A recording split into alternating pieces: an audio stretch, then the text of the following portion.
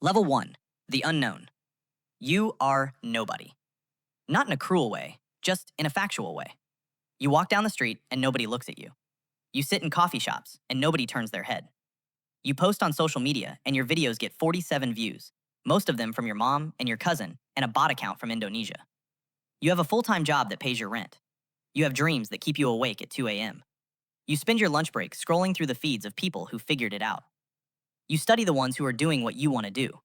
They started where you started and somehow ended up somewhere else. You don't hate them. You study them. You reverse engineer their captions, their thumbnails, their hooks, their posting schedules. You convince yourself that if you could just crack the formula, you could do it too. You are 26 years old and you have been trying for 3 years. You have 840 followers on Instagram. You have 200 subscribers on YouTube. You have a TikTok account that goes nowhere. You have a Twitter account you abandoned after the third viral tweet ratio destroyed your week. Every night you post something. Every morning you check the numbers. Every morning the numbers break your heart a little. You tell your friends you're building something.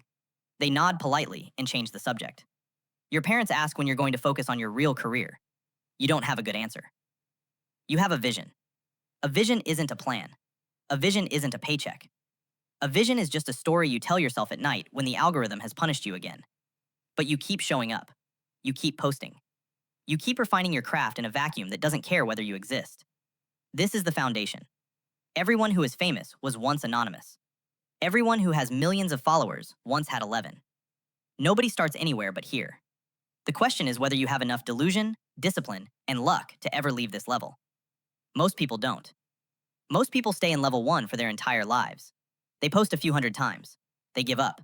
They tell themselves it wasn't meant to be. They go get a real job. They become an audience member in someone else's story. That is the honest truth about fame. It begins with 100,000 people wanting it and ends with a few hundred achieving even the lowest rungs of it. You are one of those 100,000. You don't know yet which category you will end up in. Level 2, the micro creator. Something changed. A video hit. Not a big hit, a small hit. 40,000 views on a platform where you used to get 400. Your follower count jumped from 840 to 6,200 in a week. You refreshed the app every 30 seconds for 3 straight days. You couldn't sleep. Your brain was flooded with dopamine that your body didn't know how to process. You are now a micro creator. You have enough of an audience to matter to certain brands. You have fewer than 10,000 followers, but more than 1,000. You exist in the strangest zone of the internet. People recognize you in specific corners, in specific subcultures, in specific algorithmic bubbles. A stranger at a coffee shop sees your face and pauses. They don't say anything. They just look a second longer than normal. You can feel it. You pretend you can't. You start getting emails. Not many, a few. A tea company wants to send you free tea in exchange for a post. A fitness app wants you to promote their free trial. A shady dropshipping brand offers you $50 for a video. You say yes to most of them because $50 is $50, and you are still working your day job, and the tea is free. You learn about contracts. You learn about deliverables. You learn that brand emails will ghost you the moment you push back on any term. You learn that most of the offers are exploitative, and some of them are scams. Your day job is suffering. You are answering DMs during meetings. You are editing videos on your lunch break. You are filming content in your car before driving home. Your manager notices. Your coworkers notice. You don't care. You are chasing something they don't understand. You are chasing the feeling of that one video going viral. You want it again. You need it again. You tell yourself that one more viral hit and you can quit. One more. Just one. You replay the viral video in your head at night. You try to identify what worked. Was it the hook? Was it the thumbnail? Was it the time of day you posted? You cannot isolate the variable. The algorithm is a black box, and you are pounding on the outside of it. Level 3, the full-timer. You did it. You quit your job. You saved up 6 months of expenses. You sat your parents down and explained that this is what you were doing now. Your mother cried. Your father asked practical questions about health insurance. You answered most of them poorly. You told them you would figure it out. You told them you had to try. You are a full-time content creator now. This means you wake up and you have no boss. You also have no coworkers, no HR department, no paid time off, no 401k, no structure, no safety net. You are the CEO of a company with one employee who happens to also be the product being sold. Your schedule is chaos. You try to batch film. You try to plan your week. Life intervenes. A trend pops on a Tuesday and you need to jump on it that day or it's dead by Wednesday. You scrap your plans. You chase the moment. This is the job now, chasing moments. Your followers grow. You pass 50,000. You pass 100,000. You are in the low six figures of followers, and it means something, but not as much as you thought it would. The money is better than your old job, but not by as much as people assume. You grossed $90,000 last year. You paid $30,000 in taxes because you are self-employed and you didn't plan for quarterly estimates. You paid $8,000 for an editor because you couldn't keep up alone. You paid for gear, for software, for travel, for the coffee shop Wi-Fi bills that add up when you don't have an office. What's left feels smaller than it should. The loneliness is the part nobody warned you about. You spend your days talking to a camera. You spend your evenings editing footage of yourself. You consume your own face more than any person should. You start to not recognize it. You start to see yourself as a product, as a thumbnail, as a subject being optimized. Your friends from your old life have drifted. They don't understand what you do. They make jokes about it at parties. You laugh along. You start finding new friends, other creators, people who get it, people who speak the language. You meet them at conferences. You add them on Discord servers where creators trade tips about tax write-offs and agency horror stories. You start a group chat with 4 other people at your level. You text them about burnout at midnight. They text back within minutes because they are also awake. None of you are sleeping well. None of you admit it to your audiences. Level 4, the rising star. You crossed 1 million followers. You remember the exact day. You remember what you were wearing. You remember the screenshot you took and saved to a folder you will look at for the rest of your life. 1 million people chose to see your face in their feed. 1 million strangers made a small but conscious decision that you were worth their attention. You try to process what that means. You can't. The number is too big for the human brain to hold. Your income has changed dramatically. Brand deals are coming in at $5,000, $10,000, $20,000 per post. You have an agent now. You have a manager. You have a lawyer. You have an accountant who specializes in creators. You have a team that costs you 40% of your gross, but without them, you would drown. You are being invited places, launch parties, red carpets for events you didn't know existed, industry mixers in private rooms where everyone is pretending not to look at each other. You are on the edges of something larger. You are not inside yet, but you can see the door. You are dating differently. People you match with on apps recognize you before you even meet. They act different. Some of them are excited. Some of them are strategic. You start noticing the ones who are auditioning for a public role rather than a private one. You start noticing who films you during dates without asking. You become paranoid. You become guarded. You become careful about who you trust in ways that isolate you further. Your family is struggling to relate. You bought your mother a new car. You paid off your parents' credit cards. They are proud and uncomfortable in equal measure. The money is changing things in ways nobody talks about out loud. Your old friends feel smaller around you now. Not because you changed, but because the context changed. The economics of every friendship have shifted, and everyone is pretending not to notice. You pick up the check at dinners now. You pick it up every single time. If you don't, there is a subtle tension that nobody will name. So you always do. And it costs you more than the money. It costs you the illusion of equal footing. Level 5, the name. You are famous now. Real fame. Not creator fame, not internet fame. Real fame. You are recognized in airports. You are recognized in grocery stores. You are recognized in countries where you do not speak the language. You are stopped for photos constantly. You learn the polite decline. You learn the efficient yes. You learn that a 15-second photo with a stranger is a transaction in the new economy of your life. You can give it or withhold it, but either answer has consequences. Your work has crossed over. Maybe you got a role in a movie. Maybe you signed a book deal. Maybe your music went mainstream. Maybe you launched a product line that exploded. The specifics don't matter. What matters is that you are no longer just a creator. You are a name. Your name means something in rooms you have never been in. Your name opens doors you didn't know existed. Your name closes doors too, because some people assume things about you before you speak. You hired security for the first time this year. Nothing dramatic happened. You just got a few messages that felt different from the usual noise. Your team insisted. You resisted. You gave in. Now there is a man in a dark polo standing near you at every public event. You don't know his family. You know he is there to take a bullet for you. The surreal weight of that knowledge never fully processes. You have money problems you never imagined having. Not the problem of too little, the problem of too much. What do you do with it? Where do you park it? Who do you trust to manage it? You read about athletes who went broke. You read about musicians who lost everything. You hire a wealth manager. You diversify. You buy real estate. You invest in startups that 3 friends recommended. You lose money on most of them. You learn expensive lessons about who to trust and how to say no. The parasocial dynamic is overwhelming now. People feel like they know you. They have watched you for years. They have cried with you, laughed with you, followed you through breakups and moves and losses. They love you. But they don't know you. They know a version of you that you have carefully curated. And when you disappoint that version, They turn on you with a ferocity that is hard to describe to anyone who hasn't experienced it. You had a bad week last month. You said something on a podcast that got clipped out of context. 30 million people saw the clip. Fewer than a million watched the full episode. The ratio tells you everything about how the internet actually works. Your publicist handled it. You apologized for something you didn't quite mean. You moved on before your followers did. Level 6. The brand. You are a brand now. Not in a metaphorical sense, in a legal sense. You have trademarks. You have an LLC. You have multiple LLCs stacked on top of each other for tax reasons. Your accountant explained those reasons 3 times before you gave up trying to understand. You have a logo. You have a merch line. You have a team of 14 people whose livelihoods depend on your continued relevance. Your face is on products. Your name is on billboards. Your voice is in commercials you had to read the script for 7 times because the director wanted a specific cadence. You are a one-person multimedia company. You wake up and you have meetings. Real meetings. With grown adults in suits who are discussing quarterly projections and market positioning and whether your demographic is pivoting toward a new platform. You nod along. You offer opinions when asked. You realize that you have become the CEO of a company that you never intended to start. You have employees to fire. You have contracts to review. You have lawyers drafting non-disclosure agreements for the people you hire to walk your dogs. Your creative work suffers. You are not creating anymore. You are approving. You are signing off. You are reviewing rough cuts that other people made based on your guidance. The thing that made people love you in the first place is harder to replicate now because you have less time to actually do it. Your audience feels the shift.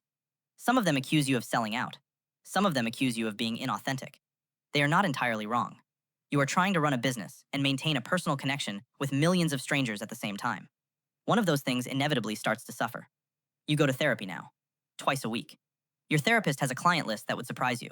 She specializes in public figures. She charges $500 an hour. She is worth every penny. She is the only person in your life who is legally bound not to share what you tell her. Let that register for a moment. The only human being you can fully trust is someone you pay. You have an assistant who has been with you for 4 years. She knows your passwords. She knows your medications. She knows the names of people you have cut out of your life and why. Her NDA is 48 pages long. Your lawyer revises it every year. That is the shape of intimacy now. Paperwork as a prerequisite for closeness. Level 7. The celebrity. You are A-list. Or A-. Or B+, pretending to be A-list at certain parties. The rankings are invisible, but everyone inside knows them. You are photographed leaving restaurants. You are photographed carrying groceries. You are photographed in workout clothes on a beach you thought was private. The photographs end up on websites and in magazines.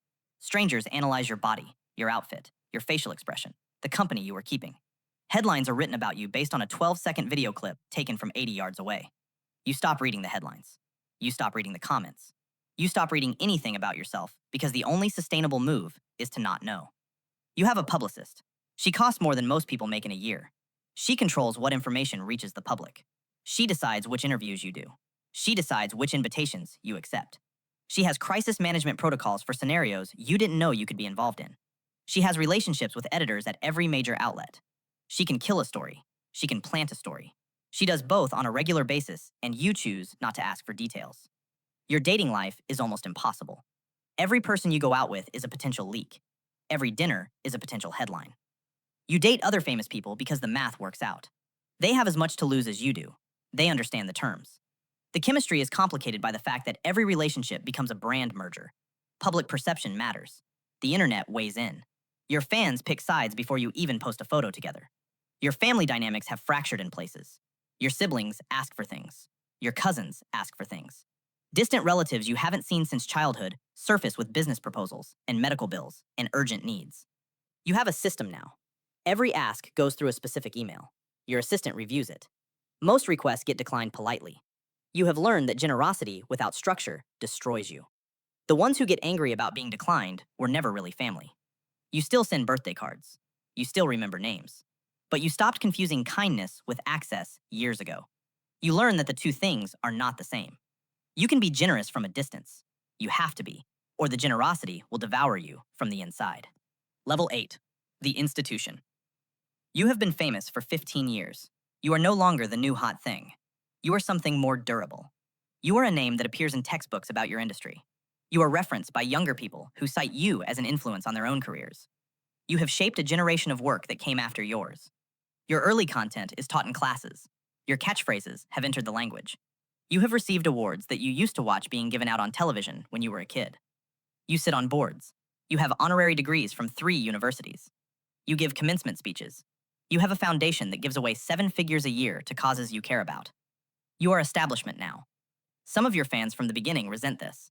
They preferred you when you were scrappy, when you were dangerous, when you were making enemies and breaking rules. You still make the work, but the work has different stakes now. Every project is compared to your earlier work. Every release is evaluated against your own legend. The hardest competitor you face is a younger version of yourself that the public has frozen in amber. Your money is generational, not just yours anymore. Your children will never have to work. Your grandchildren will never have to work, unless they choose to. That knowledge changes how you parent. You try to raise kids who don't become monsters. You try to instill work ethic in humans who will never face real consequences. It doesn't always go well. Some of your peers' children have become tabloid figures. You study their mistakes. You try to do better. You aren't sure if you're succeeding. Your health is a factor now. You have a team of doctors. You have supplements that cost more than most families spend on groceries. You have a trainer, a nutritionist, a sleep coach, a physical therapist, a breathwork specialist. You are engineering your own longevity with resources that ordinary people cannot imagine. You feel guilty about it sometimes. You feel grateful about it sometimes. Mostly, you feel tired. You think about slowing down. You think about disappearing to a house in the country and writing a memoir nobody will read for decades. Your team discourages this. Your contracts discourage this. Your public role discourages this. You are a machine that is difficult to turn off without dismantling 20 people's careers. So you keep going. You pace yourself. You accept that retirement is a concept for other professions. Level 9, the icon. You are an icon. The word applies to you, and it doesn't embarrass you anymore. You have become bigger than your work. You are a symbol of an era, a movement, a cultural moment. People who have never consumed your content know who you are. Your face is recognizable to people who have never heard you speak. You are a visual shorthand for a set of ideas that the culture has collectively agreed upon. Museums have shown your work. Documentaries have been made about you. Biographers have pitched your life story to publishers. 2 unauthorized biographies have already been published. You tried to read them. You couldn't finish.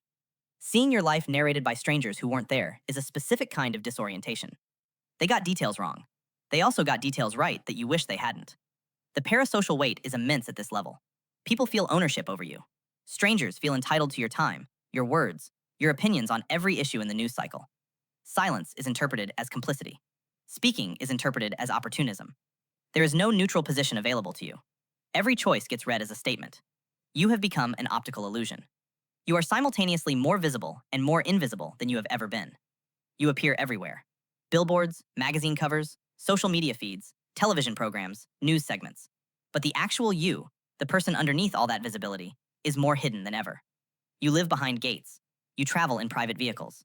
You enter venues through back entrances. You haven't walked into a public space as an ordinary person in 20 years. You can't remember what that feels like. You can't remember what anonymity tasted like. You try to describe it to your children, and you realize you are describing a country they have never visited. You worry about what that does to them. You worry about a lot of things at 3 a.m. You worry about your legacy being flattened into a single story. You worry about the version of you that will outlive you. You worry that the real you, the private you, was never visible to anyone at all. You wonder if that private self even exists anymore. You wonder if fame ate it slowly over 30 years without you noticing. Level 10, the myth. You outlived your era. You survived it all. The trends, the scandals, the comebacks, the counter-comebacks. You are old now. The culture has moved past you 3 times and circled back twice. You have become mythology. Children study you in school. Your voice is used in AI training datasets. Your image is licensed by your estate for projects you are not alive to approve. You are a ghost in your own legend. You sit in a house you bought 40 years ago. The house is quiet. Most of the people who made you famous are gone. Your manager died 5 years ago. Your first agent died before that.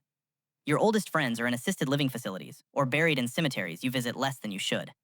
The circle has narrowed. That is the honest truth about longevity. You outlast the witnesses. You wake up early. The sun still does not wait. You make coffee. You read the paper, the actual paper, because screens hurt your eyes now. You read about younger people doing things you used to do. You feel a small pang. You put it down. The pang fades. Fame lasts longer than the famous person.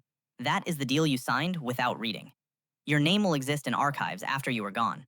Your face will be reposted by strangers forever. Your words will be quoted, misquoted, stripped from context, turned into memes, turned into merchandise, turned into prompts for technologies you cannot imagine. Somewhere, someone is writing their dissertation on your influence. Somewhere, someone is forging your signature on a photograph they will sell online. Somewhere, a young person is watching your old clips and trying to reverse engineer the formula. You know what they will find. Nothing. There was no formula. There was luck, timing, obsession, and enough pain to fuel a decade of refusing to stop. Your children visit on weekends. Your grandchildren tolerate the visits. They love you, but they are embarrassed by you in the specific way that only grandchildren of famous people are embarrassed. You try not to take it personally. You lose track of days sometimes. You misplace names. You remember 1987 with perfect clarity and forget what you had for breakfast. Your doctor says this is normal. You are not sure what normal means anymore. You think about the beginning. The version of you who had 840 followers. The version who checked the app every 30 seconds. The version who had a vision without a plan. You wish you could tell him something. You don't know what. The truth would not have stopped him. The truth would not have helped him. The vision was the point. The vision was the engine. Without the vision, none of this would have happened. The vision also cost him everything he didn't know he had. He gave up quiet mornings. He gave up small friendships. He gave up the right to walk into a room without being evaluated. You close your eyes. Somewhere, in a small apartment in a city you have never visited, a 19-year-old is filming themselves on a cracked phone. They are nervous. They are hopeful.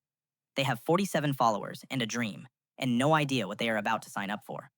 They will not become you. Almost nobody becomes you. But they will try. They will try for years. They will pour themselves into an algorithm that does not care whether they live or die. And one of them, out of millions, will cross into the place you once lived. And they will learn, as you learned, that the thing they were chasing was never what they thought it was. The cycle continues.